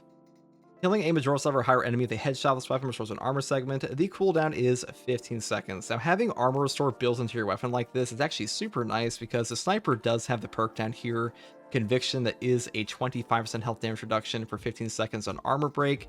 And getting a drip feed of armor back like that is really good for you because this class actually doesn't have a ton of armor restore outside of perks like this. So I would definitely pick this up overall. And that's pretty much all there is for the Heroic Bolt Sniper. Now, if you don't want to take this, if you do want to take a different weapon for a sniper, I would take the Last Fusel and set it up this way. This weapon is also very strong, not quite as strong as the Heroic Bolt Sniper in my opinion, just because this one does so much damn headshot damage. But if you do pick this one up, the major change I would make is I would swap from Tactical Ambush to Targeted Shot, because otherwise you will not hit those breakpoints, especially versus Tyrannid warriors. Just keep that in mind. But if you want to take this one instead, you definitely can. I would just set it up this way. That is up to you. And as far as some other options go, you could take the ammo version of the Marksman Carbine. This is also very strong now. I set up this way. And for the Instigator Carbine, I would set up this way, and that is also up to you. Or you could think of headshots if you want to take the Versatile Precision perk, but I'll go into some other build videos for this at some point. But for now, these are the options I would probably stick with. Now, for my secondary weapon here, I do take the Retribution's Bequest Heroic Heavy Bolt Pistol once again. This weapon really is just that good in my opinion, especially for this build, because this gives us not 1, not 2, but 3 sources of one-shotting Majoris on this build, which is pretty damn fun. This really is the triple insta-kill build in my opinion, and I think this weapon fits perfectly for that playstyle. Now, the Heroic perk effect, No Help Is Coming, stopping elite reinforcements from coming, is just a very powerful perk effect, and headshots killing in one shot feels really damn powerful, and it really helps out if you're trying to save ammo, unlike your bolt sniper rifle here. You don't want like a waste of shot potentially. So overall, I just prefer this weapon on this build dramatically. Now for the perk tree, I do take Divine Might first, moving here into the perk Perpetual Penetration, increased capacity, extended magazine, and once again Death Strike for a 25% damage buff for 10 seconds on Majoris or higher execute or melee kill. They'll work on both. And the next perk here is Great Might. Up here in the perk Discipline, the perk Strong Finish, Headhunter, Gunstrike Reload, and Tactical Precision for more headshot damage. That's pretty much everything there is for this weapon. Now, once again, if you want to take the ammo reserve option, you can definitely do that. If you want to take the firepower or even the accuracy variant, you can also do that. I would set them up all the same way. And for the bolt pistol options, I would set them up like this. And for the Inferno pistol, I would set up like this. That's all up to you as well. That's pretty much everything there is for the secondary selection. Now, for the melee weapon selection, I do take the Hero Combat Knife, the Power Gladius once again. This really is just the best knife in the game, in my opinion, because the damage here is just ludicrous, and the downsides are really not that high at all. Number one, we have a 14 strength, 7 plus speed, 2 cleaving potential, and defense type balance. Balanced defense type is the worst part about this weapon, but even with that, the heroic perk effect here is just too damn strong to not take, because this one says, after a perfect dodge, the next melee attack deals 120% more damage and can be stacked up to 3 times. That is a potential 360% damage increase on top of the fact that there is a lingering effect for 1 second after the initial attack where you'll still have that damage bonus, so you can get in a whole Skull Crusher combo, a light combo, or just like a hugely fat hitting Shadow Stab down here. So the options are quite high on this, and on Sniper in particular, you can just farm the perfect dodges on this, get all 3, and then go invisible, take the perk down here, Tactical Ambush, for another 150% damage bonus on top of your multiplicative damage increases with Melee Mastery and the additive bonus on Adaptability to do ridiculous amounts of damage to bosses. If there is a Auspex on a boss when you have this active, you will pretty much just one-shot them. Like, it's kind of nuts how much you can really do on this, and really the practicality of building up these perfect dodges is way easier than you might think it is, especially the more you play the game, because farming perfect dodges on this weapon, honestly not that hard. So really great option, and by far the best in my opinion. Now, for the perk tree on this, I do take Perpetual Strength first, moving here to the Perk Kinetic Energy for even more heavy attack damage. Really, just like Tactical, we build it the same way because we're going for full damage. Take Perpetual Strength and Perpetual Strength for a 10% melee damage increase. Then we go here into the perk Heavy Onslaught. Heavy attacks with this weapon deal 15% more melee damage. This will affect not just your normal heavy attacks, but also the Shadow Stab, which is a single target charge attack on this, which is by far the best attack on the combat knife overall anyways. So you definitely pick this perk up. Then we go here into the perk Reeling Blow, which is not super good. We used to take this, go up here into Tide of Battle, into the perk Terminus Slayer, though you could skip this if you don't want boss damage for Extremis Slayer. I would say if you're taking a Power Gladius, you probably want boss damage, so I would definitely pick it up. Though if you decide to take like a Heroic Combat Knife, you could probably swap to this one, or I mean the other Heroic Combat Knife, excuse me, with Knuckles, because this one gives you perfect parry damage on a fencing. I'll probably make a video about this someday, but for now, Power Gladius definitely the best. And if you want to use different options, I think Bulwark is probably the second best, and then the Heroic Combat Knife that's new, and then like the balance, kind of like shit in my opinion. But nope, that's all there is for the melee weapon. I digress. Time to go on to the perk tree. Now for the Sniper perk tree selection, we do take Melee Mastery first. Melee damage increases by 20% against Majora's level and higher enemies. This perk is one of the best melee perks in the entire game. This is a 20% multiplicative damage increase to your melee attacks. That is incredible, especially for a Power Gladius, and far better than the garbage perk down here, Medicae Adept, and like the super mediocre perk Block Break. So definitely pick this one up. Next perk here is Adaptability. Reloading while having low ammo or manually activating Camo Cloak increases melee damage by 25% for 10 seconds. You will be reloading at low ammo and manually activating your Camo Cloak all the time. So this is just a free melee damage bonus. Though I will say, if you want to take high capacity on a last Fusel or like the perk here Vantage Point on one, you definitely could. This perk is pretty redundant on a Heroic Bolt Sniper because we already do so much damage, but if you want to take this there even, you definitely could. That is up to you, but like all these perks are kind of like okay. Next perk here is Iron Grip. Weapon spread and recoil reduced by 20%, and range damage against terminus level enemies is increased by 15% for, guess what, Bolt Sniper Rifles and Stalker Bolt Rifles. Now, we only have a Heroic Bolt Sniper Rifle on this build, so kind of a no-brainer to pick this up, but if you do swap to one of those other options, I would just pick up the respective perk for them. So Bolt Carbines would take Dexterous Hands, and the perk down here, Lethal Efficiency, will be taken for the last Fusel. Now, this perk, Dexterous Hands, does work on Instigators as well, so just keep that in mind, and that is up to you, but we're taking this one because we have a Bolt Sniper Rifle. Next perk here is Marksmanship. Headshot damage increases by 10% for all team members. This perk is nice for hitting breakpoints when we are picking up targeted shot. I would say the far safer combo here is Squad Renewal for a headshot kill restoring ability charge by 10% for any team member on top of Purification. Give you back full CHP and remove any status effects on you on a cloak. This is one of the safest combos in the entire game. It is very hard to die if you take these together and properly manage the cloak. But I will say Marksmanship and the perk down here, Renewal, they are also very strong, especially for this build. Your damage will be higher, but you know, this one is definitely easy. But either way, I do want to mention that you should take Squad Renewal or Renewal, because without these two perks, or at least one of them, your Camo Cloak economy will just suck. So definitely pick up at least one. The next perk here is Tactical Ambush. The first melee attack that breaks Camo Cloak deals 150% more damage.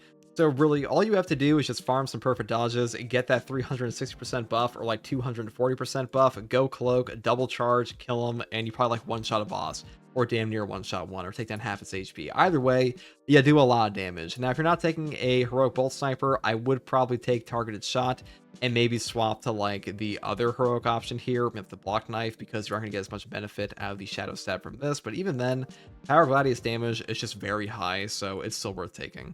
Now, next perk here is Persistence. When Camo Cloak deactivates, you will take 20% less health damage, and you'll lose 12 heavy hits, and you cannot be knocked back for 10 seconds. This perk is actually great for survivability. This is also the only perk that the sniper has outside of things like Indomitable Spirit and the Prestige perk tree that will give you any form of no knockback. And the way that no knockback works in Space Marine 2, in case you didn't watch any of the other segments, is that basically, when you get staggered in this game, you have no knockback perk active like this, you will not be staggered at all. And if you get knocked over by a hit, or a hit that would knock you over will instead only stagger you. So really powerful to prevent stun locks, and even though it's not perfect, it is a very strong perk. And unfortunately, the sniper has a longer knockdown time anyway, so having this perk is even better on him. The final perk is one of the best perks in the entire game, which is Pattern of Excellence. Performing 3 consecutive headshots restores equipment charged by 1. The cooldown is 30 seconds. You heard correctly. This means every 30 seconds you get a Melt-A-Bomb, you get a Shock Nade, you get a Crack Grenade, or even a shitty Frag Grenade. Either way, 30-second Melt-A-Bombs, that is where like 90% of this class's horde clear comes from, because I don't know if you guys have been paying attention, but we really don't have any horde clear weapons outside like Minoris damage for things like the last Fusel. And when it comes to like a Majora's stack on you, your only option is blow them up. And blowing them up is actually quite easy with this perk, so definitely pick this one up for like a top tier build. Now, for the Prestige perk list, you can take Emperor's Grace first. When Camo Cloak activates, you become invulnerable to damage for 2 seconds. This perk is incredible. The amount of utility this gives you is just godly. Invulnerability in Space Marine 2 functions as the ultimate form of no knockback. You will not only take 0 damage, you will also not be knocked over by anything. You basically phase through attacks, so really good. If you use this properly, you actually do some pretty sneaky things with Shadow Stab and Power Gladius, so definitely pick this one up. Next perk here is Versatile Precision. Performing a kill with your secondary weapon restores 15% of your primary weapon's ammo. The cooldown is 15 seconds. This perk is amazing. Unfortunately, on the Heroic Bolt Sniper, it does nothing for you. So if you're taking this weapon, don't pick it up. If you are taking a Last Fusel, Bolt Carbine, Instigator, Stalker Bolt Rifle, I would still take the Versatile Precision perk, because this perk will just solve your ammo economy. Really good for those weapons, just not good for the one we're taking. Next perk here is Indomitable Spirit. While performing a gun strike, you know it's 12 heavy hits and you cannot be knocked back. This perk is really nice when you don't have the no knockback from this perk active. The main benefit here is that at times, Sword Warriors or even Chaos Spawn, they will just stun lock you with light attacks, and if you have this active, you will be able to respond with a gun strike, and gun strikes do have an AoE stagger of their own, so you'll get all of your HP back from the actual gun strike, and on top of that, you will stagger the guys in front of you with no knockback. So a really good option and can definitely save your life. Next perk here, I would also pretty much always take, which is Conviction. When your armor is fully depleted, you take 25% less health damage for 15 seconds. This perk is like the only proper damage reduction perk outside of Persistence on this class, so definitely grab this. These two put together will make you substantially more tanky, and if you take Purification on top of all of these, you actually have a ludicrous amount of survival, so a really good perk there, and I think this perk is honestly like an S tier perk on any class. Now, the final perk I like to take pretty much all the time is Exacting Focus. After a gun strike, you will deal 20% more range damage for 10 seconds. This perk is just a free range damage buff. This will trigger on Majoris, Extremis, Terminus, Minoris, really any enemy in the entire game. It is super easy to keep this up all the time. And a 20% range damage buff is enough to hit the breakpoints for most enemies to one-shot them on a Heroic Bolt Sniper without the targeted shot perk. So you get that free execute. The only place you really start to suffer without this perk on the Heroic Bolt Sniper is when you're fighting like a Neurothrope, where a targeted shot would just chunk their HP significantly faster, but I think that's like okay to give up because Tactical Ambush with the Power Gladius is just that strong. Now, the final perk options you could take are things like Material Upgrade for better equipment damage radius. I think this one's a bit weaker here. It's not terrible. Like a 15% increased equipment damage radius on a Melt-A-Bomb is really good, but I do think the other options are just a little bit better because Melt-A-Bombs already kill a lot of things on their own. Versatility is pretty good, but our secondary weapon here is not that much for like damage. It's mostly just like one-shotting guys. I would say you're not giving up too much by just taking Exacting Focus over this, because this perk is a 20% buff for all of your ranged weapon attacks. This one's only for your secondary after switching, so that's why I kind of like skip over that one. That's pretty much all there is for the sniper here. This class is in a pretty damn powerful spot. Some people think it's like one of the weaker classes in the game, and that might technically be true, but like really we're saying it's like the 5th or 6th best class in the game, which is not saying anything negative at all. And hopefully you have a better idea of how you want to play this class now. Now we have finally reached the heavy class. Now heavy is just a walking turret. As long as you have ammo, you will just kill stuff. All roads lead to gun. That's pretty much the whole mantra of this class. And most of his guns are pretty godlike. I mean, they better be, because it's really all he has. He has no melee weapon at all. So the two best options, in my opinion, are still the Heavy Plasma and Multi-Melta, or the Heroic Heavy Bolter, because the fencing window on this is very strong. I will probably make a separate video on this, but for now, I would set up this way for taking this one. But as far as the best options go, I'll be covering today, I would say the Heavy Plasma on any variant is just very strong. This gun just puts out a tremendous amount of AoE damage and boss damage, and bosses are one of the hardest things in this game to kill in the first place, so really anything that's enabling you to kill them is going to be a top tier option.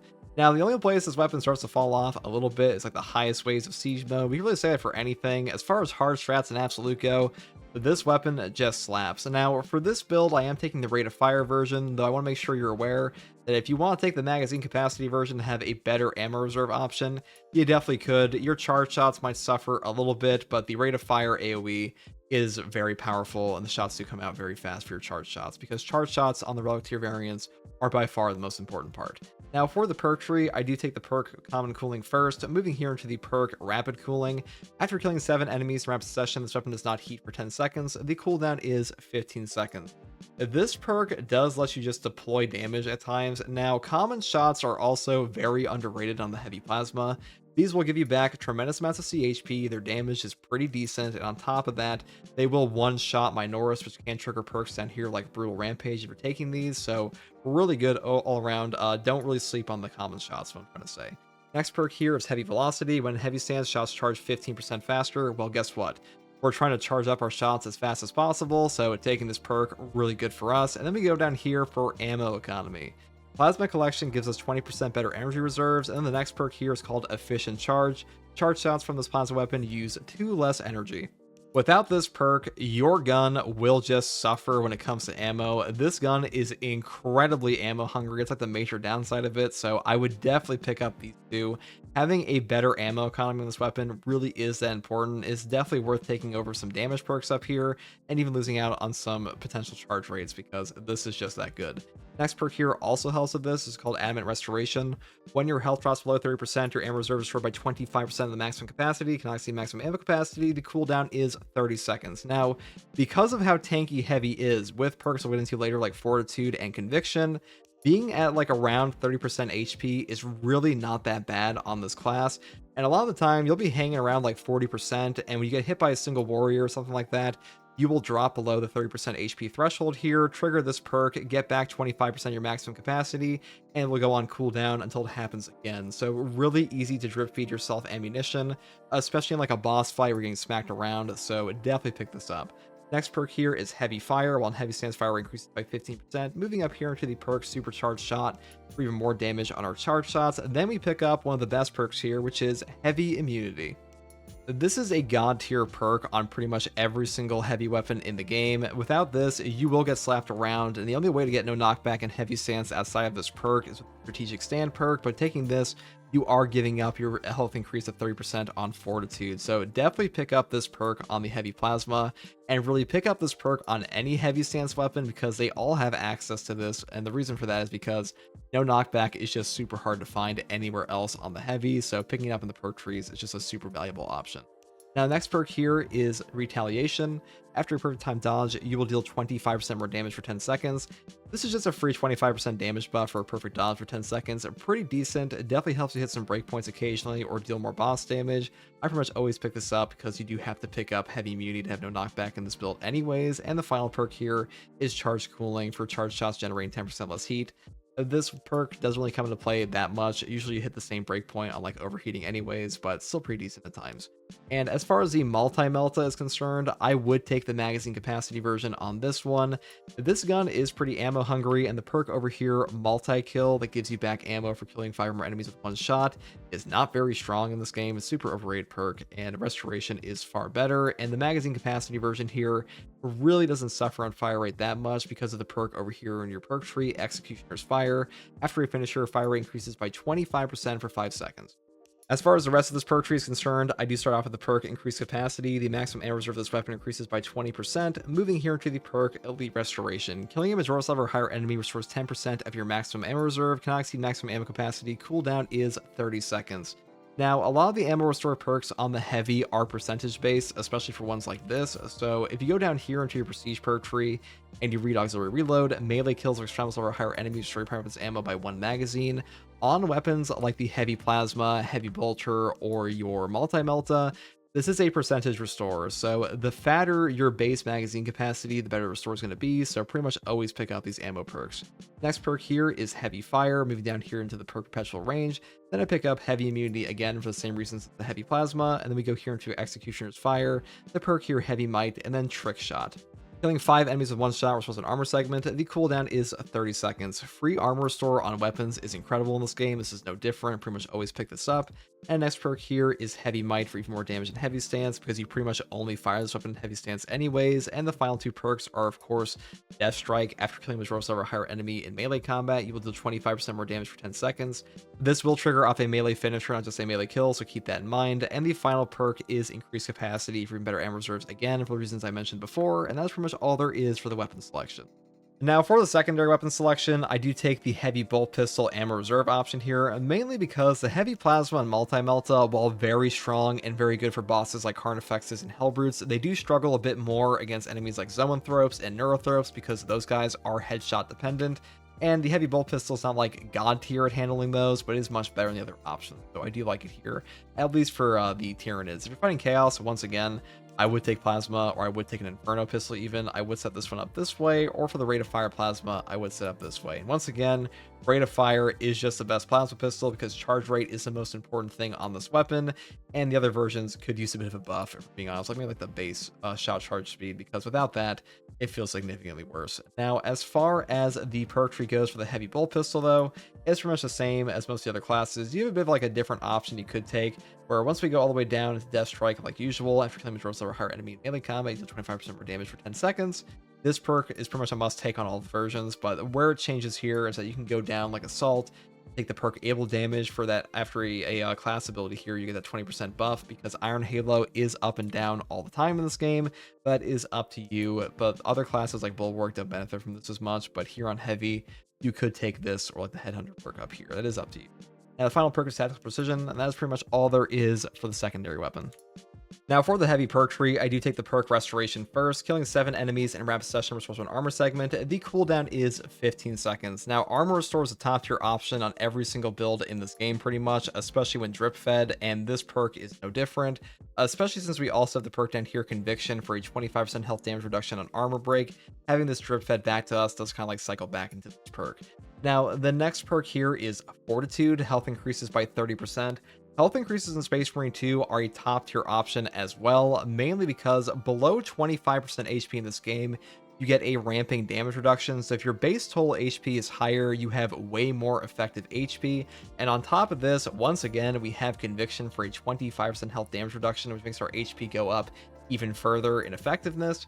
And also, this means that we are the second tankiest class in the entire game behind Bulwark, because we have a base HP increase of 30% on top of Conviction. So if you're playing a Bulwark and all you take is Conviction, you are just as tanky as a heavy here, which is pretty funny to think, or, you know, the heavy is as tanky as Bulwark. So really powerful class, at least for a survivability. Next perk here is Overwhelming Power. When Iron Halo is active, all team members within 10 meters deal 10% more range damage. Now, this perk will trigger simultaneously with the perk over here, Brute Force, and gives you a further 15% range damage when Iron Halo is in cooldown. However, Iron Halo counts as in cooldown while you were using it, so these will go together for a 25% buff, and damage is damage, so pretty nice option there. And the next perk here is Encompassing Aegis. All team members take 25% less damage from range attacks. This is one of the best team perks in the game, even though it may not sound like much initially.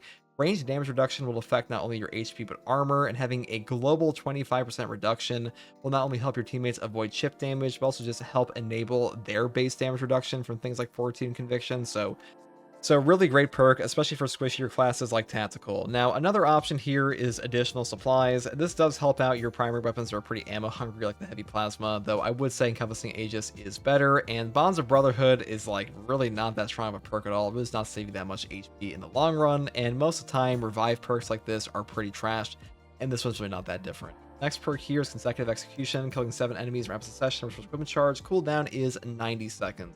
Just like all other equipment recharge in this game, this perk is godly.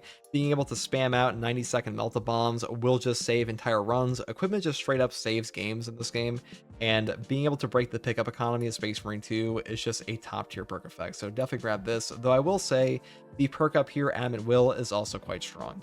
Next perk here is Power Regulator for a slower Iron Halo energy loss, and then we pick up Brute Force for reasons I previously mentioned, and the final perk here is Offensive Capability. When active, Iron Halo deals damage over time to all enemies within 5 meters. This perk overperforms pretty much 24/7. It'll pick you up so many free executes, it'll wipe out Bramble, Cultists, Spore Mines.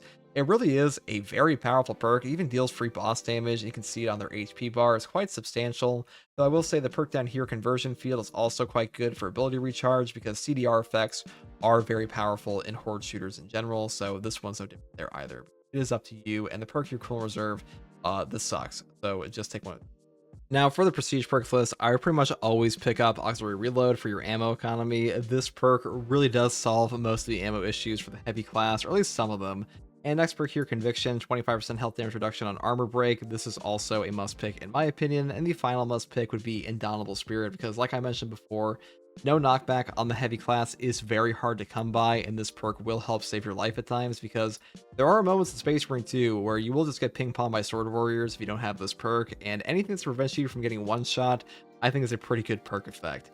Now, the final perk is up to you here. You could take Exponential Force, you could take Reverberating Impact, you could take Duelist. All of these are pretty decent for different reasons, though I would say Home Precision, this perk does just kind of suck, so I would skip over this, and that's pretty much all there is for the heavy setup.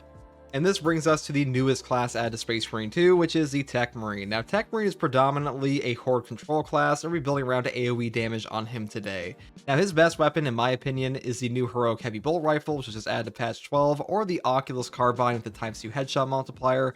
I'll be talking about both of these here, but first up is the heavy bolt rifle heroic variant.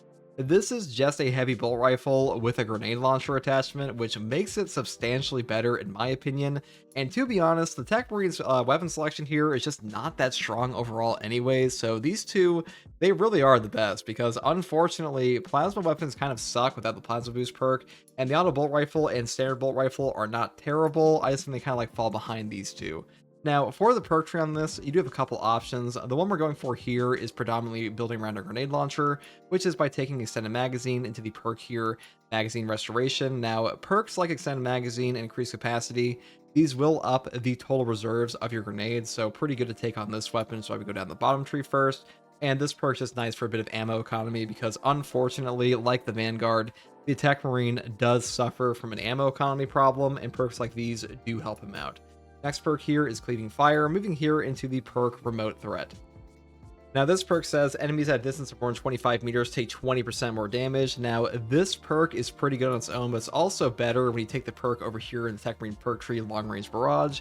This one says range damage at ranges greater than 20 meters increases by another 25%, and there are actually 2 instances of this perk here. So you have Remote Threat and Remote Threat on top of Long Range Barrage, which means that your long range damage kind of goes through the roof. Now, unfortunately, your grenade launcher doesn't benefit from these 2 perks a ton, just because 25 meters to launch a grenade is actually pretty far, but it's still a pretty decent option for your actual gun portion. Next perk here is Great Might for a 10% damage increase against terminus level enemies. Moving down here to the perk Increased Capacity, because number 1, this will up our total grenades, and number 2, this weapon's ammo economy kind of sucks without this perk, so I would definitely pick this up. Next perk here is Headhunter. Moving up into the perk Tactical Precision. Headshots will deal 20% more damage, and non-headshot damage decreases by 10%. This perk is really good for the damage of your bolt rifle portion. Now, unfortunately, your grenades will lose damage off this perk because the non-headshot damage decrease does affect them. So if you don't want to have like any loss in your grenade launcher damage, you should not take this perk. But for me, I think it is still worth taking this because the biggest benefit of the grenades is not only the damage, but also the stagger and instantaneous contested health recovery. And those are both still very powerful, even with this perk, and 10% is really not too bad. Next perk here is Cleaving Fire again. Moving here into the perk Rampage. After killing 7 enemies in rapid succession, you will deal 25% more damage for 10 seconds.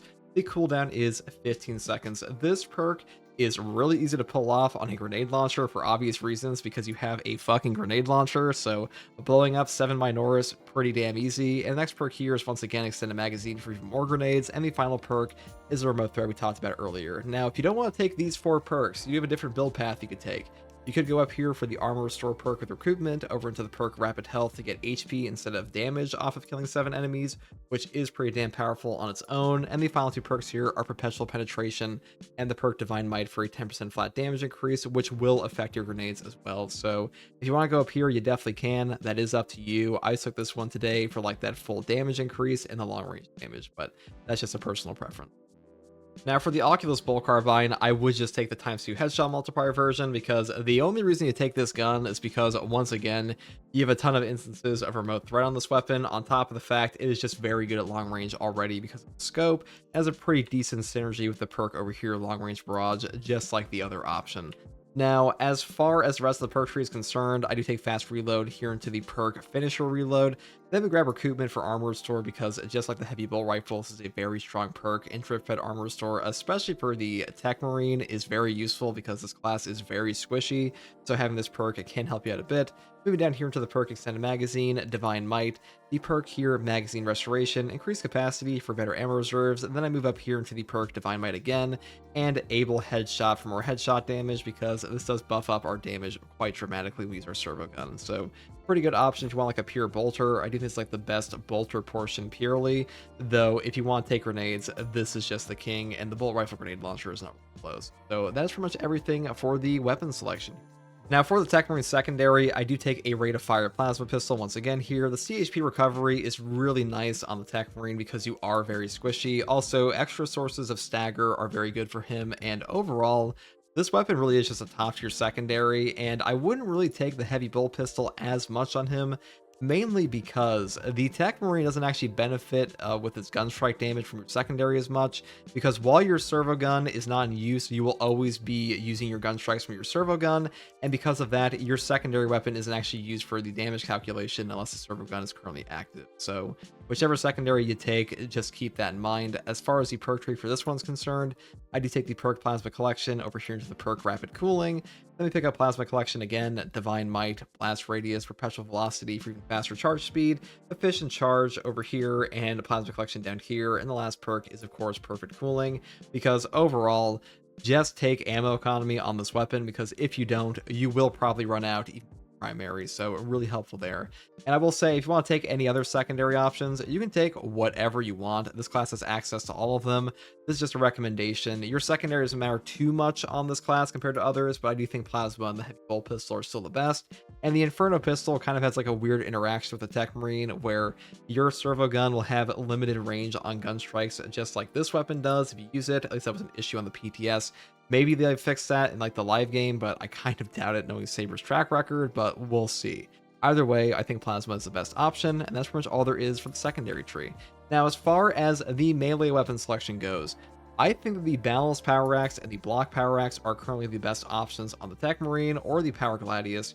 All of these can do pretty high damage, but the main reason the Balanced Power Axe especially is so strong on him right now is number one, this weapon got a base damage increase like all other balanced weapons in patch 12, and on top of that, basically, when you are playing as a Techmarine, if you get a parry and a power backstep, you will be able to gun strike while you're doing the follow-up overhead strike, which means you can one combo a Majora's of like a single interaction, which is pretty insane because all of your Techmarine gun strikes, as long as your servo gun is not currently in use to unleash a powerful volley, they will just be automatic. They don't interrupt you at all. And when I say automatic, I mean like you press the button still, but the gun strikes will go off. You won't have to do anything beyond that, and you can still do your melee combos. So you'll be able to do free damage, hit that breakpoint, and one-shot guys off this weapon. So really great option there.